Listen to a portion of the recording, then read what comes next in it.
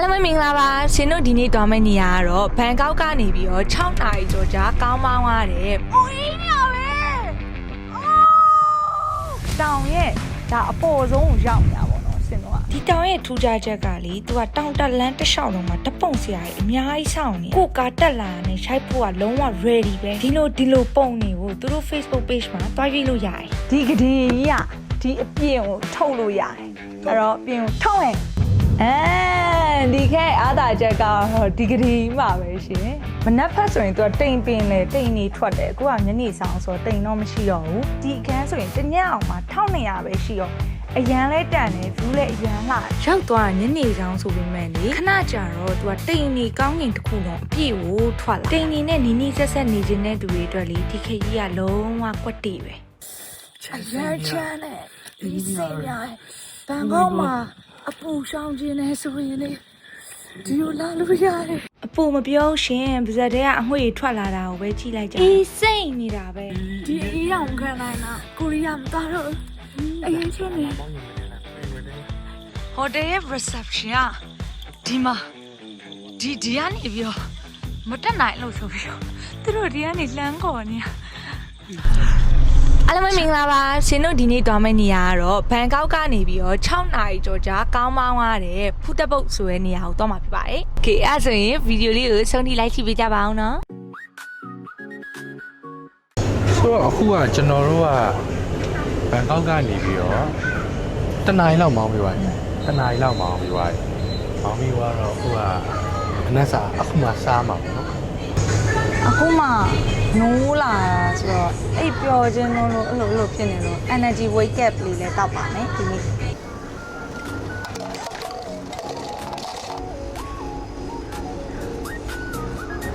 ယ်နိုင်နေထား9နာရီပဲ9နာရီရပတ်ထားတယ်အလမ်းပြီးတာခီးသွားဖို့ခီးသွားမှာစိတ်တွေလှုပ်ရှားthis one bananaညလေးပပစားနိုင်တယ်လား 3 ice espresso one pocket nam cam one နားစားဆိုတာဒါမျိုးကိုခေါ်တာကျုပ်တော်လေးနဲ့သမင်းလေးနဲ့ကို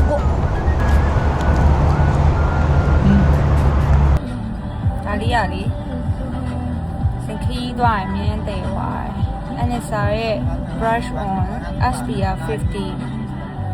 ဒါလေးကိုလင်းလာရုံပဲပေါ်ကနေလူစမ်းခွင့်ရင်ပြန်လင်းနေပြန်အလေးတုံးကြည့်သေးတာဒါလေးတော်တော်ကောင်းတယ်အိတ်ဆောင်လည်းထည့်လို့အဆင်ပြေရဲ့ရွေစားလေးအဲ့တော့ဒီမိုင်းအစ်ဝေးတာကလေးလေးဖြစ်ပါရှင်စက်ဒီမြင်မလိုက်ချမ်းချမ်း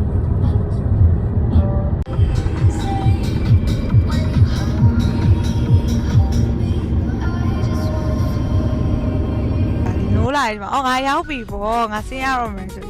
4နာရီအောင်ကြံပါလိရဲ့ဆက်သွားပါအောင်မယ်ဒီခီးကိုသွားမယ်ဆိုရင်တော့ညောင်းနဲ့တော့ရောက်အောင်တော့သွားမှာပါမောင်းလာတာကအခုက3နာရီကျော်လောက်မောင်းလာတယ်ပေါ့နော်ဒါတော့ခရီးတစ်ဝက်မှာ6တောင်ညောင်းလာလို့ခဏအောက်ဆင်းနဲ့ရှူခင်းလေးကိုလိုက်ပြဖြစ်ပါတယ်အဲ့3နာရီထပ်မောင်းအောင်ကဲအဲ့ဆိုရင်တော့ဆက်သွားကြမယ်ဟုတ်တယ်လေအေး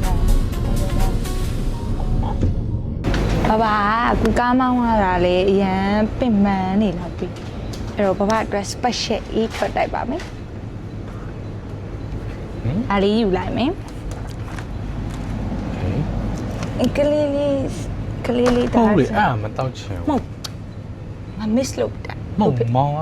M150 နဲ့မတောက်ချင် M1 ဟာစီတော်ပြီမတိုက်တော့အေးပြီးအဲ့မတောက်お前はもう死んでいる何ဒီနှစ်ခုရဲ့တစ်ခုရွေးခရမ်းရောင်လားပန်းရောင်လားပန်းရောင်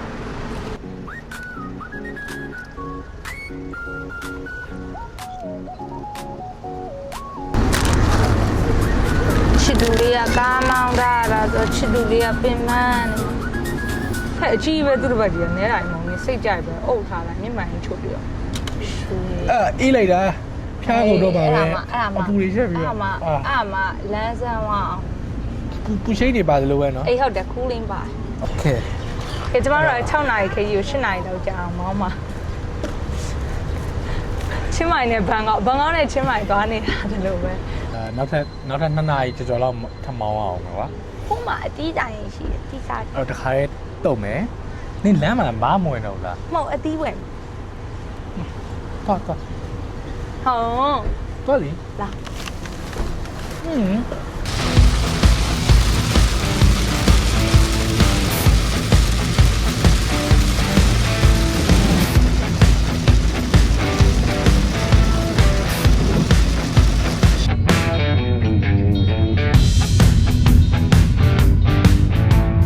ဒါလေးကတော့ရှင်တို့တောင်တက်လမ်းမှာလမ်းဖြည်နေလို့လမ်းလွှဲပြီးတော့မောင်းပေးရပါတယ်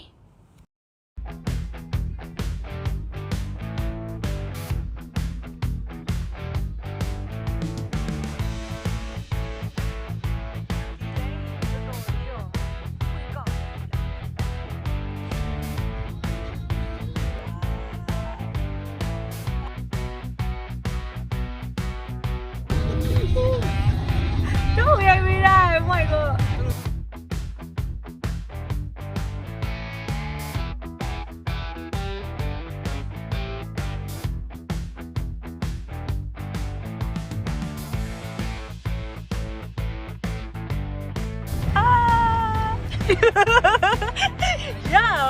ရအောင်ရှိပြလိုက်တယ်အိုးဘာမှ view ကိုကြည့်ပါဦးတောင်ကိုကြည့်အောင်တိမ်နေဖုံးနေရတောင်ကြီးကိုကြည့်လိုက်အောင်အဲ့ဒူသွားမအဲ့ယူဒီနေရလား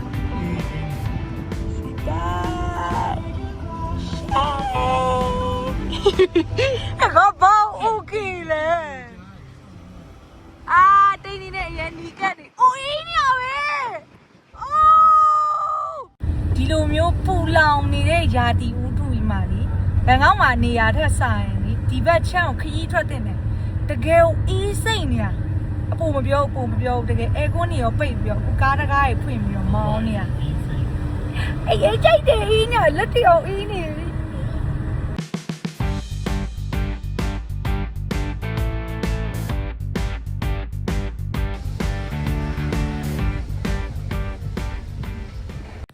အမလီကျမ anxiety တက်ကျမအခုလမ်းမှာတန်တိုင်းခုံးစင်းမှာ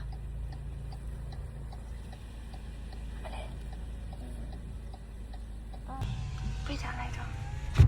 anxiety ရန်တက်နေခဏလေးငါတရားဝင်ရိုက်တော့ ငါတို့ကတည်းကကားလေးတော့သွား ရှိဖြည်း ပြီပဲလေ အမလေး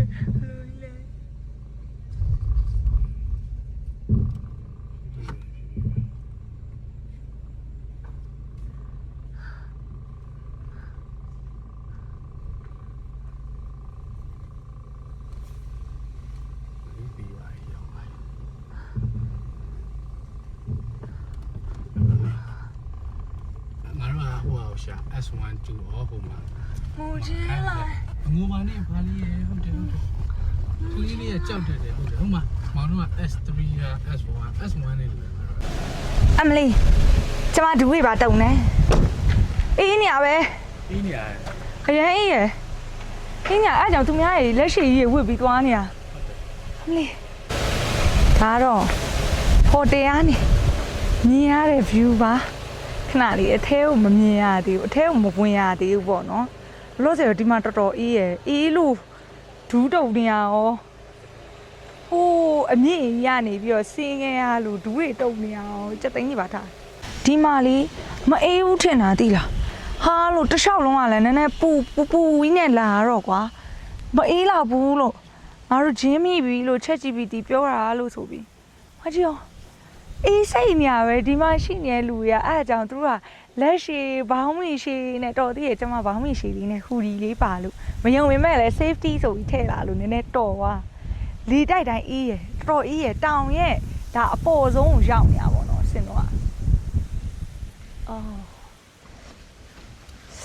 ဒါအပေါ်တက်လို့ရတယ်ကျမတော့မတက်ရဲဘူးဝေါဘဘကြီးကြိတ်ပါပဲရှင် ဒီကတင်ကြီးကဒီအပြင်ကိုထုတ်လို့ရတယ်အဲ့တော့အပြင်ကိုထုတ်ရင်လို့တော့ငါတို့ကအိမ်ပင်လဲမှာအိတ်ချင်တဲ့လူတွေအတွက်ဒီခဲအားသာချက်ကတော့ဒီကတင်ကြီးမှာပဲရှင်โอ้ကတင်တော့ထုတ်ပြီးသွားပြီမတက်ရင်အရန်မိုက်တယ်နော်ဗတ်တက်ပါပဲဒါပေမဲ့မစိန်ရင်ဘာလို့လဲဆိုတော့အပြင်မှာအရန်အင်းနေလီးဖြတ်သွားမှာဆိုကဲဒါကတော့စင်တို့ပြင်မှာအိတ်ချင်တဲ့လူတွေအတွက် outdoor space မှာပေါ့နော်မနက်ဖက်ဆိုရင်သူကတိမ်ပင်လေတိမ်နေထွက်တယ်အခုကညနေဆောင်ဆိုတိမ်တော့မရှိတော့ဘူးဒီလိုမျိုးမှာအိတ်ချင်တယ်ဆိုရင်ဒီ hotel ကိုလာတဲလို့ရပါတယ်ဒီအခန်းဆိုရင်တညအောင်မှာ1200ပဲရှိတော့အရန်လဲတန်တယ် view လဲအရန်လာရပေါ့နော်အဲ့တော့ဒီမှာတော့အရန်တန်ပါတယ် budget လဲ safe ဖြစ်ပါတယ်ဒီဟိုတယ်လေးကလေဖူးသက်ပုတ်တောင်ပေါ်မှာရှိပြီးတော့အရန်နဲ့အေဂျင့်ရှုခင်းနေရလဲအရန်လာပြီးတော့အရန်လဲနေလို့ကောင်းတယ်သူများရဲ့ဆိုလေအက်ကတီနဲ့ဓပုံနေ share ရိုက်ကြဒီဟိုတယ်ကလေတောင်အမြင့်မှာရှိနေတာဆိုတော့ဒီမကြိုက်တာကတော့ तू ကလေအရန်တိုက်လာပြီဆိုရင်နည်းနည်းလှုပ်လေးဖြစ်တာပေါ့နော်ဒါပေမဲ့ပြိုကျလောက်တဲ့အထိတော့မလှုပ်ဘူးဒါတောင်ပေါ်မှာရှိနေတဲ့အတွက်ဒါသူတို့ရဲ့ထုံးစံအတိုင်းဖြစ်တာပေါ့နော်ဆိုတော့ဒါကတော့ကျွန်တော်တို့ည9နာရီဝန်းကျင်ပေါ့နော်တော့မမောင်သေးဘူးသူ့စီမှာလေညရောက်လီအဲ့လိုပါစက်ထက်အမှုရပါထွက်တဲ့အထီကိုအေးရကွာအဲ့တော့အရန်ကြိုက်ပူရှောင်နေတဲ့လူတွေအတွက်တော့လုံးဝကွက်တိဒါတော့ကျမတို့ညဘက် reception ကိုသွားနေရအရန်ချမ်းနဲ့ဒီစိတ်များဘန်ကောက်မှာအပူရှောင်ခြင်းနဲ့ဆိုရင်လေဒီလိုလာလို့ရတယ်တကယ်ကိုချမ်းစိတ်တိုက်တယ်ဒီကောဆက်အခု18 degree Celsius Oh my god ငါတို့အပေါ်ဘယ်လိုလဲအမလေးညာကြရင် तू က16တခါလေးကြရင်7အဲ့လောက်ထိဖြစ်တယ်အခု18တောင်မှပဲတောင်ပေါ်မှာဆိုတော့တော်တော်အေးရဟုတ်ဘူးအမလေးဒါတော့ဟိုတယ်ကနေညဘက်မြင်ရတဲ့ night view ပါတောင်အပေါ်ကနေရိုက်ထားတဲ့ night view ပါအရင်ချမ်းတယ်တော်ချမ်းတယ်ဒါတော့ဟိုတယ်ရဲ့ reception อ่ะဒီမှာဒီကနေပြီးတော့မတက်နိုင်လို့ဆိုပြီးတော့သူတို့ဒီကနေလှမ်းကော်နေချမ်းနာဘာပြောမှာလဲရဲအေးကြီးဒီအေးအောင်ခံနိုင်တာကိုရီးယားမသားတော့အရင်ချင်းနေမောင်းရင်ဝင်နေလားတကယ်ပြတကယ်ဒီမှာတော်တော်အေးရဘန်ကောက်မှာအရန်ဖူလို့စိတ်ညစ်နေဒီကိုတရားနဲ့ညလောက်လာတင်တယ်လာနေတယ်သူကတောင်ပေါ်နေရာဆိုတော့ကွာပြင်တောင်အောင်ကိုပြမယ်ညဘက်အရန်အေးတိုက်တဲ့လေကွာအေးနေဟုတ်တယ်ကျမဘာကြီးကပြောရပါနေအေးပါနော်လက်ရှိထဲစားဒီကထဲပဲပါတယ်ဘာလို့လဲဆိုတော့မဖြစ်နိုင်ဘူးလို့ယုံထားတာကွာတိလားရင်းချင်တယ်